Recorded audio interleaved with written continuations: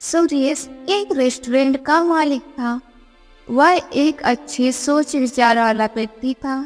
उसके रेस्टोरेंट में स्वादिष्ट समोसे, मिठाइयाँ, जलेबियाँ होती थी, लेकिन इस सबसे बड़ी चीज होती थी उसके रेस्टोरेंट का बैगन भरता, जो कि बहुत ही मशहूर था। उसके रेस्टोरेंट में केवल बैगन भरते की ही बातें होती थी। अरे भाई, इस सुरेश के रेस्टोरेंट का बैगन भरता बहुत ही स्वादिष्ट होता है। मैं तो सिर्फ इस रेस्टोरेंट के बैगन भरते के बारे में ही सोचता रहता हूँ। हाँ हाँ, मुझे तो रात भर नींद ही नहीं आती। मैं तो सिर्फ यही सोचता रहता हूँ कि कब सुबह हो और मैं इस सुरेश के रेस्टोरेंट का बैगन भरता खा सकूँ। माँ जी, इस बैगन के भरते का तो कोई जवाब ही नहीं है।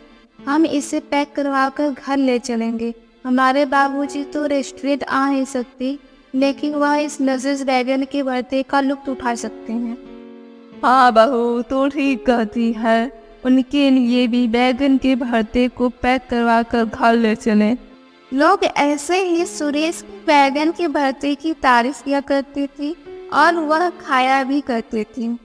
लोग उसके बैगन की भरते की रेसिपी जानने के लिए बड़े दूर दूर से आया करते थे। अरे भाई साहब, आपके बैगन की भरते। यह बात कहते ही सुरेश बोल पड़ा। हाँ हाँ मैडम, आइए, मेरे दुकान के बैगन भरते बहुत ही स्वादिष्ट होते हैं। आप खाएंगे तो उंगलियां ही चाटती रह जाएंगे। नहीं नहीं भाई साहब, मेरा नाम निक्की है। मैं शहर से आई हूँ। मेरा शहर में एक बहुत बड़ा होटल है। सुरेश यह सुनकर अपने काउंटर से बाहर आकर बोलता है, लेकिन आप मुझसे क्या चाहती?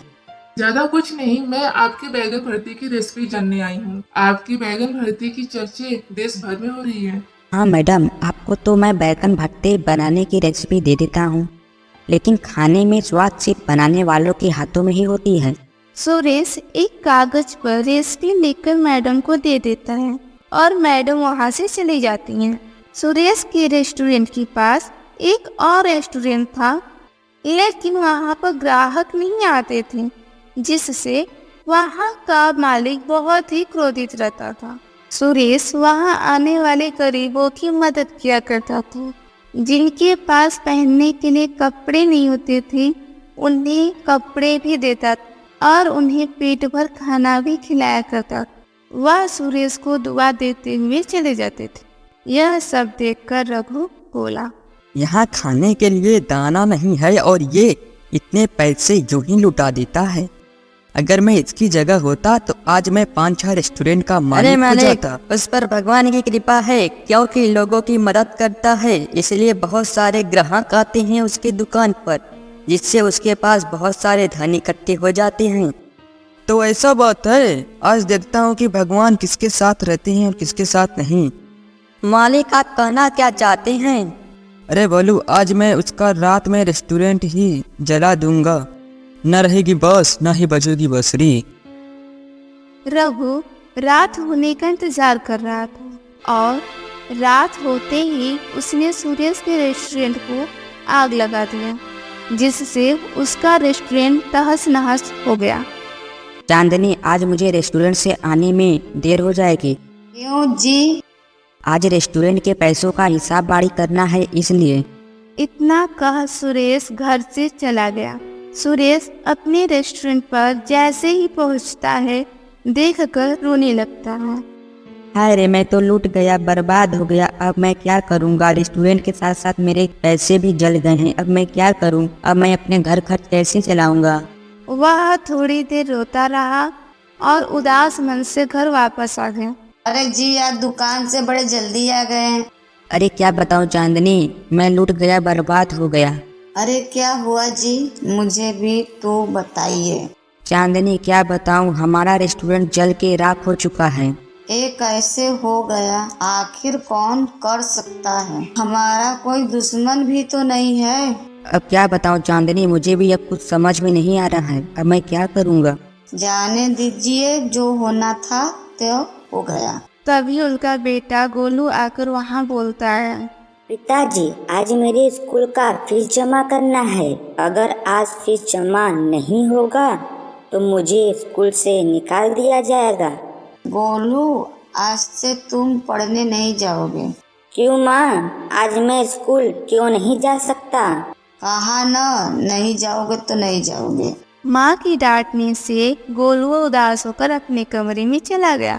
कुछ दिन जैसे तैसे बीत गया, लेकिन अब उनके घर का राशन खत्म हो गया। अब तो राशन भी खत्म हो गया। अब शाम को क्या बनाऊंगी? अभी तो इनको कोई काम भी नहीं मिला है जिससे घर में राशन आ सके। चांदनी को बोलते यह सब सुरेश सुन लिया और किचन से बाहर आ गया। उधर से उसका बेटा भी आ गया और बोला, पिताजी, आज मेरा आपके हाथों का बैगन भरता खाने का मन कर रहा है। सुरेश अपने बेटे की बातों को इनकार नहीं कर सका और बैगन लाने निकल गया। वह रास्ते में जा ही रहा था कि उसकी नज़र एक बैगन के पौधे पर पड़ा जिसमें सिर्फ एक ही बैगन लगा हुआ था। अरे ये क्या, मैं रोज इसी रास्ते से जाता था, लेकिन यहाँ पर कोई भी बैगन का पेड़ नहीं था। आज यह अचानक कहाँ से आ गया और जिसमें केवल एक ही बैगन लगा हुआ है। सुरेश और कुछ नहीं सोचता है और बैगन को तोड़कर घर वापस आ जाता। सुनती हो, कहाँ हो तुम? ये लो बैगन, जल्द से जल्द इसका बैगन का भरता बना दो। अरे जी, आपके पास बैगन कहाँ से आया? रास्ते में जब मैं जा रहा था तब एक बैगन का पेड़ मिला, उसी में से लेकर आ रहा हूँ। चांदनी किचन में गई और बैगन को गैस पर रख दिया। रखते ही उसमें से आवाज आने लगी, अरे मार डाला, मुझे तो गरम आग पर बैठा दिया। बैगन को चिल्लाता देखकर चांदनी किचन से बाहर आ गई। बैगन अपने आप को आग से हटा लेता है। चांदनी और सुरेश डरते डरते किचन में आते हैं। तुम लोगों में इंसानियत नहीं बची है क्या? तुम लोग मुझे पकाकर खाना चाहते हो? सुरेश डरता हुआ बोलता है, आप कौन है महाराज? मैं आपको नहीं जानता। मैं एक जादुई बैगन हूँ और मैं हर उस इंसान की मदद करता हूँ जो गरीबों और बेसहारा लोगों की मदद करता है, इसलिए मैं तुम्हारी इच्छा पूरी करने आया हूँ। बैगन महाराज, मुझे कुछ नहीं चाहिए, मैं तो सिर्फ इतना ही चाहता हूँ कि मेरा रेस्टोरेंट फिर से शुरू हो जाए। बस तुम्हारी इतनी सी इच्छा है? हाँ महाराज, मुझे और कुछ नहीं चाहिए। ठीक है, जाओ, तुम्हारी इच्छा पूरी होगी। इतना कह बैगन वहां से गायब हो गया। सुबह सुरेश अपने रेस्टोरेंट पे गया और उसका रेस्टोरेंट पहले जैसा ठीक हो गया था और वह जिससे खुश हो गया। फिर से सुरेश का रेस्टोरेंट चल पड़ा और पहले जैसे ही लोग खाने आया करते थे।